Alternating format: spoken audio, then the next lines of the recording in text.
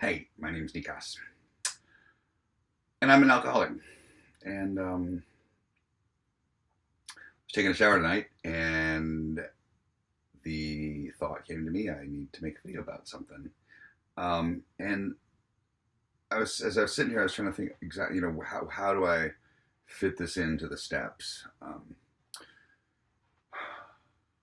kind of thinking it's kind of step two-ish. Came to believe that a power greater than me that could restore me to sanity. Because sanity for me is actually being able to see the truth of everything. So in the morning I pray, God, please show me the truth today in every situation I encounter, whether it be out here in front of me or whether it be up here in my crazy, crazy head.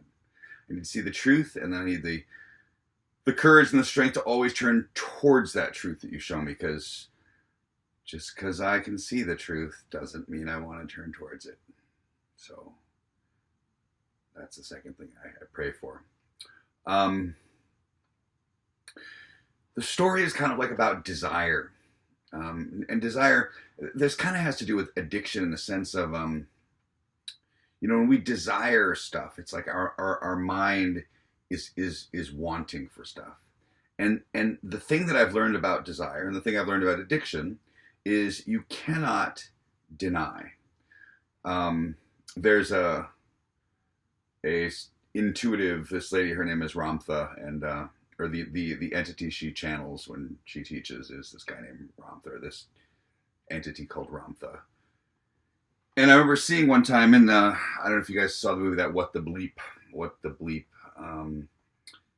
It was in the director's cut. There was a CD that had all the extended interviews on it, and in that interview, she talked about the mind being like an addict. It's just addicted to thinking, just addicted, just wants to think more things and think. And the one thing she said was, she says, it's like an addict. You have to give an addict all it wants until it asks for no more.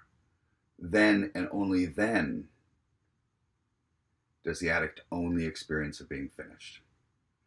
And similarly, the mind is very similar. If you start denying, or you start limiting, or you start not giving it what it wants, trust me, it finds a way to fool you into getting what it wants.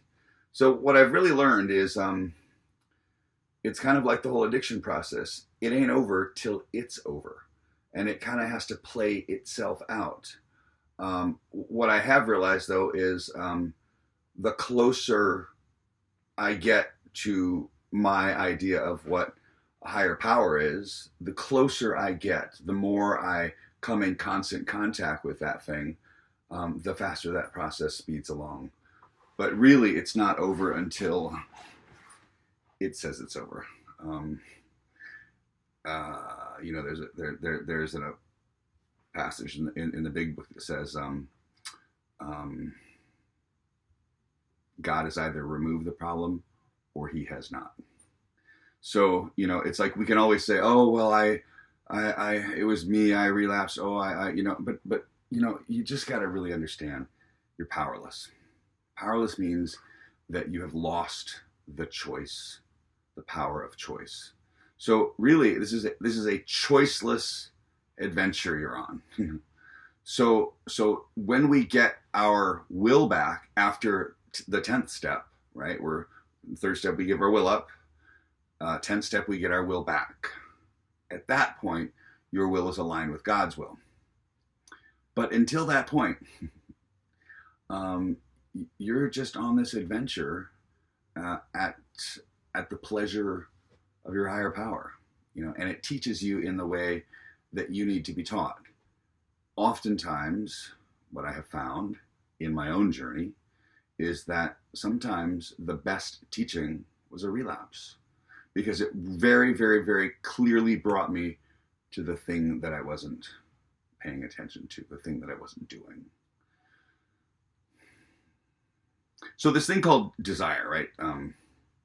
It's like if you withhold yourself from sex, it's like you have to just, our job in recovery, and our job in the spiritual realm is just to be conscious, just to watch what the body, the self, what it does. That's our job, is just to notice, to see, rather than getting lost in the story of it. I actually have the ability to be a bit disconnected. Aha, look, I'm very angry. Aha, look, I'm very jealous. Aha, look, I want to deck this guy.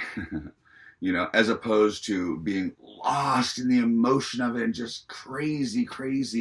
It's like, oh, wow. I mean, I am so freaking angry right now. And you can actually have a giggly moment about being angry.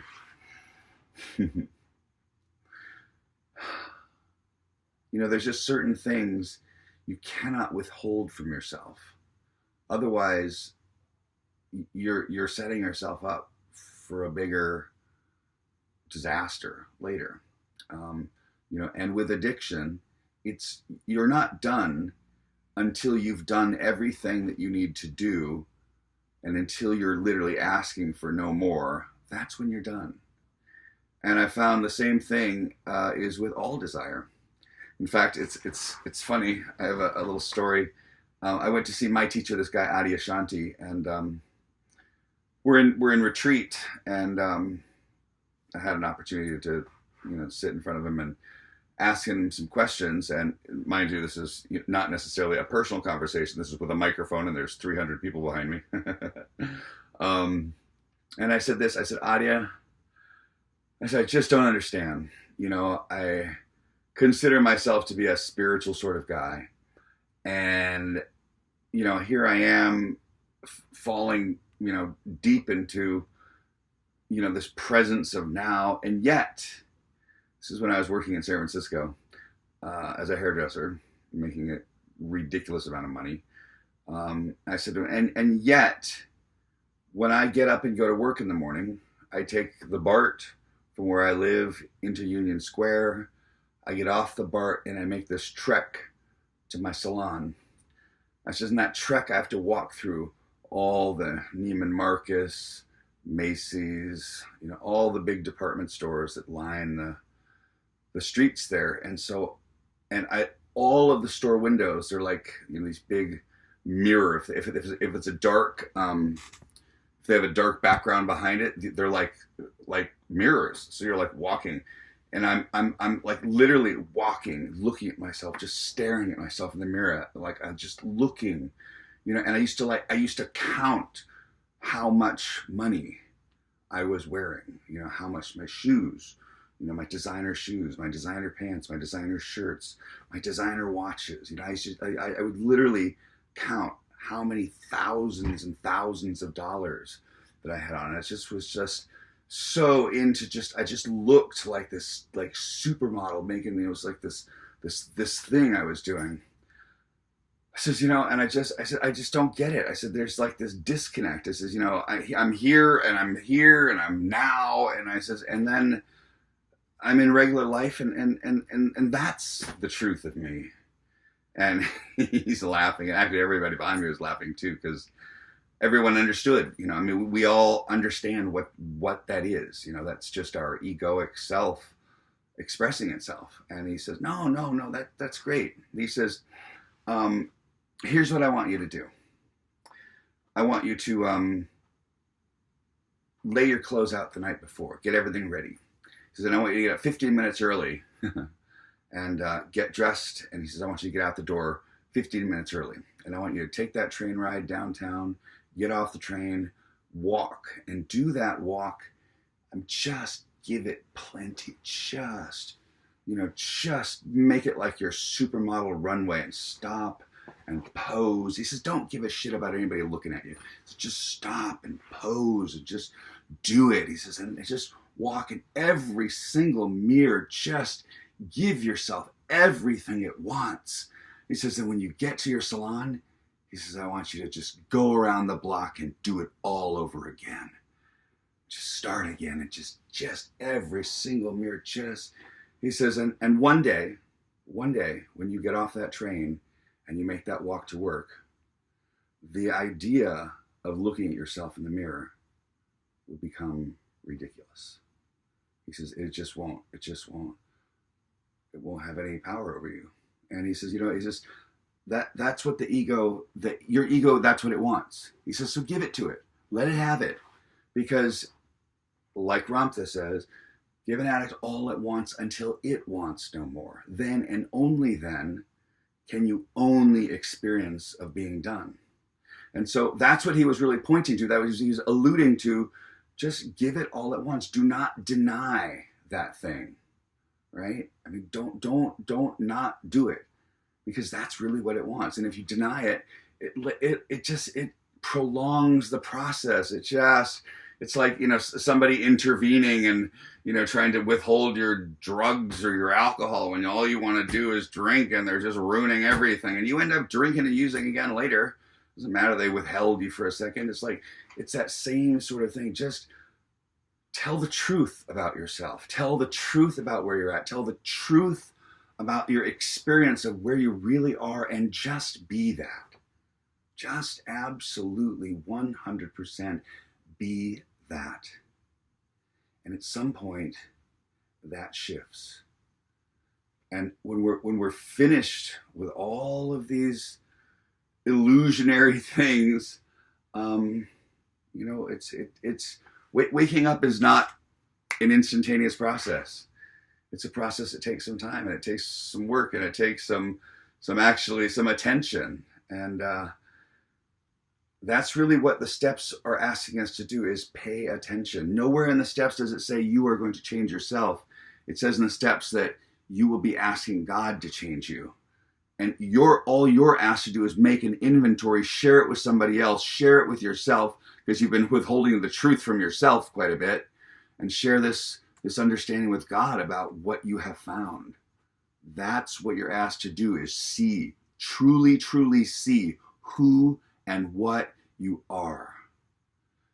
And when you're ready, you're entirely ready to let God remove the defects of character.